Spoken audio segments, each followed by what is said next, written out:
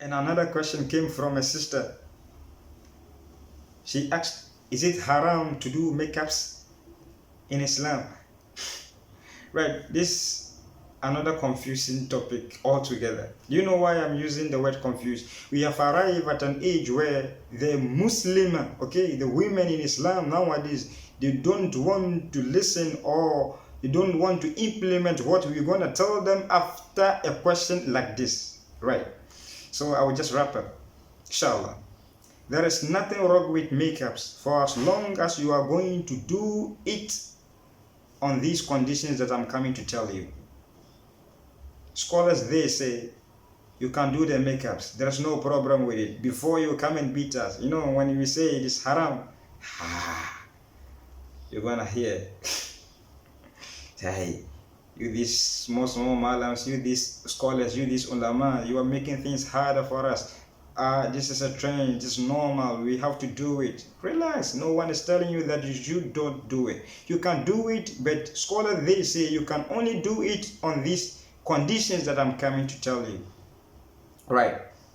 So the first one, scholars, they say you can do makeups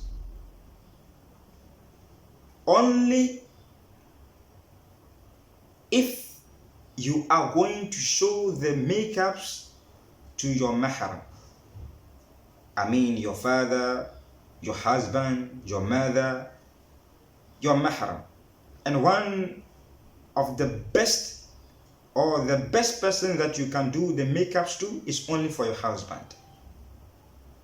So you can do the makeups, condition one, only if you're gonna show it to your father, your mother, your children, or your husband alone, and non-mahram will see it. At that point in time, we say that you can do the makeups.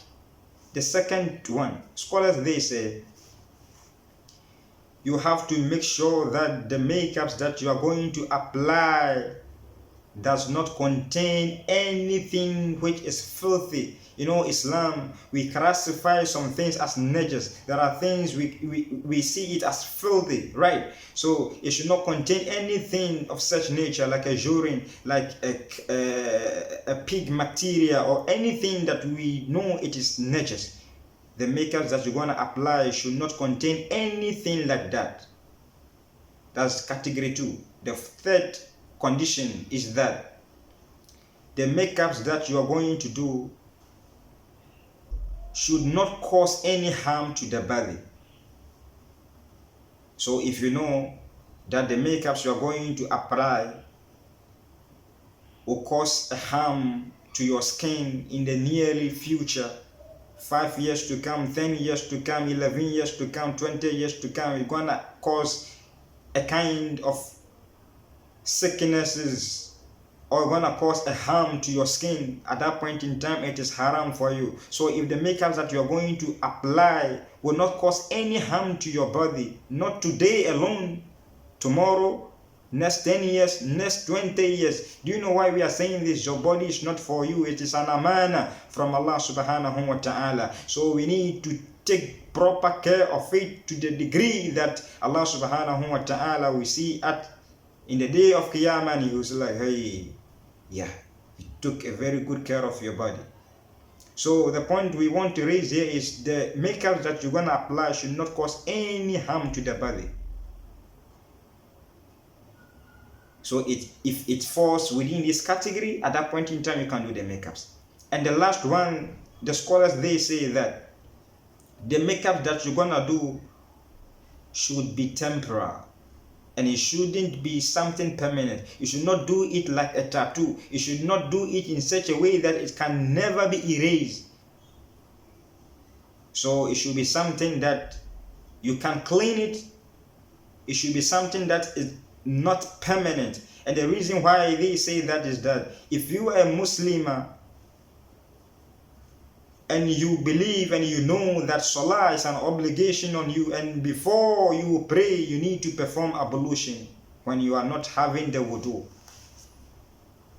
So how are you going to deal with this? How are you going to pray? At that point in time you need to clear off the makeups, right, and pray. So the fourth condition that the scholars say is that the makeup that you're gonna do should not be permanent but rather temporary. So to wrap up, I will say doing makeup is not haram in Islam, but you can do it only on these 4 conditions. Number 1, the makeup that you're gonna do should be shown to only your mahram. So if you know that you're gonna apply the makeups and go out, it is haram for you. If you know that you're going to apply the makeups and go to a party or a gathering where non-mahram will see you, it is haram for you. So at this point in time, what is the sense of you doing the makeups, my sister?